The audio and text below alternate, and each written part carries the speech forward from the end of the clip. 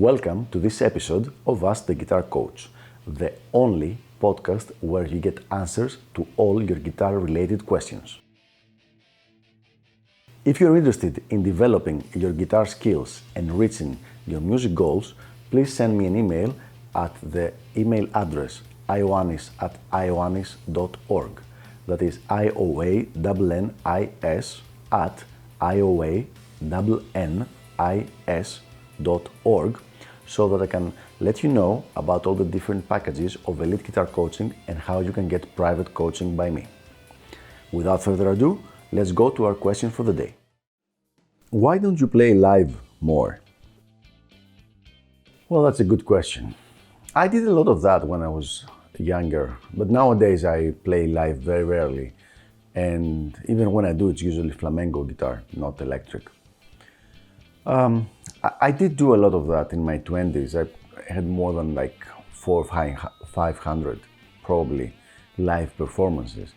Now, I still enjoy playing live very, very much, but the way I see it, it has to do with kind of being a professional. So I have chosen a specific path to take, and playing live usually is a lot of investment, of time investment on several things that I cannot really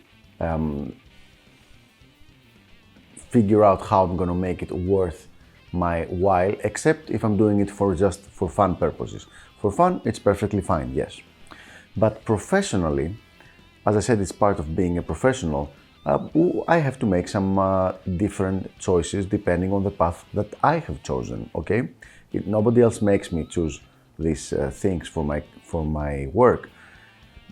Again, let me illustrate. It's going to be easier to explain if I give you an example.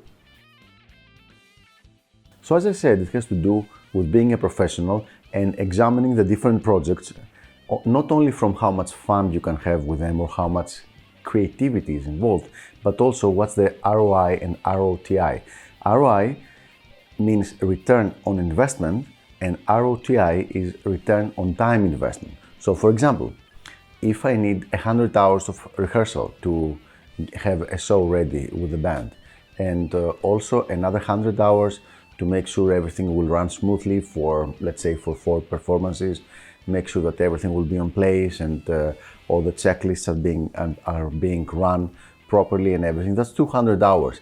So the way I work and the way I see it, I have to balance with anything else guitar related I could be doing for 200 hours. So for example, in 200 hours, maybe I can have 200 videos of Ask the Guitar Coach, of this podcast we're talking right now.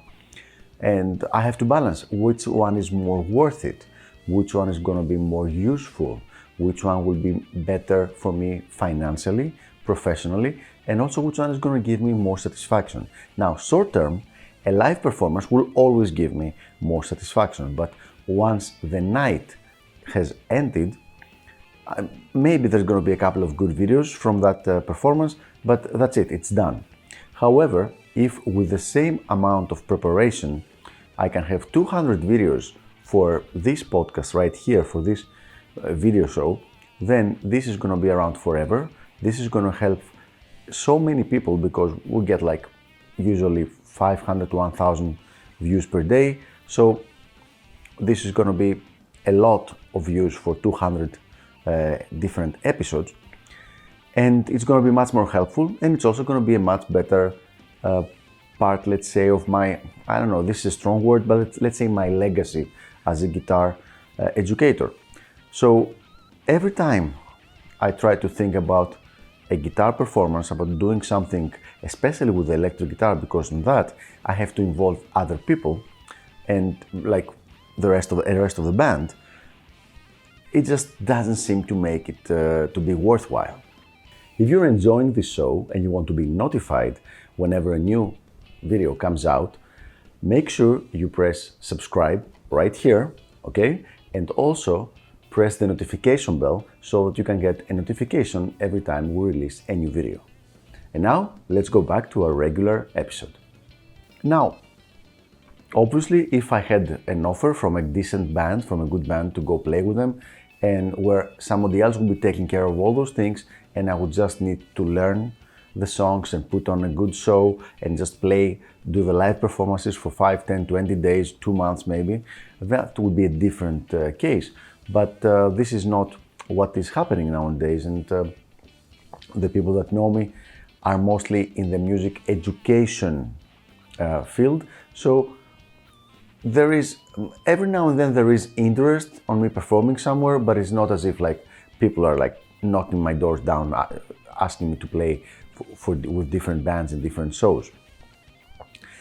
Also, once again, as I get older and there is less time to do things, I try to concentrate on what I feel is most important at the time.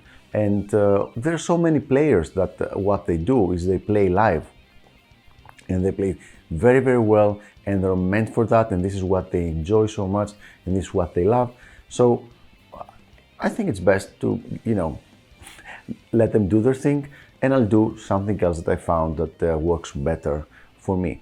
And this is exactly the same way how I see my books, how I see my CDs, how I see the performances and everything.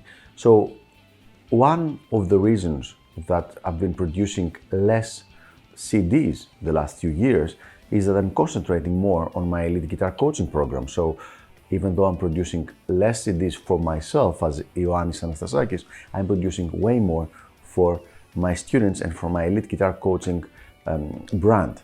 So it just seems to make professionally more sense. So there you have it. I hope this was helpful and kind of gave you an idea why I don't play live anymore so often. And I will see you on the next episode of Ask the Guitar Coach. Until then, keep sending me your questions and I'll make sure to answer them in a future episode. Bye-bye.